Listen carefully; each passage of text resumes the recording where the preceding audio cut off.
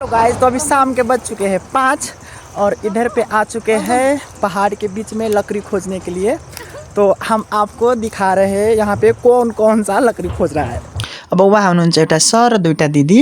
अब वहाँ दाउराहरू खोजिराख्नु भएको छ कहाँ दाउरा भेटिन्छ भनेर। अब फाइनली दाउरा भेटिसक्यो र यो ठुलो ठुलो रुखहरू छन्। अब यहाँ सबैजना हामीहरू त्यो दाउरालाई बोक्ने हो। एउटा दिदीले दाउरा बोक्नु भयो र बोक्ने बित्तिकै 3 चोटि तल फाल्नु भयो। अब त्यसपछि हामीहरू अगाडि बढ्यौँ। म पनि दाउरा लिए र के बोले थाहा भएन।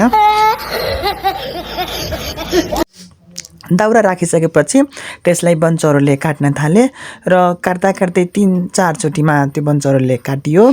सबैजना मिलेर दाउरोमा आगो बालियो र आगोको अगाडि कुर्सीमा बसेर आगो ताप्न थाले अनि सबैजना कुराकानी गर्न थाले। यदि हजुरहरू पनि हामीसँग जोइन हुन चाहनुहुन्छ भने आउनुहोला। यो भिडियोलाई लाइक गर्नुहोला, कमेन्ट गर्नुहोला, शेयर गर्नुहोला र मलाई फलो गर्नुहोला। हस्, धन्यवाद।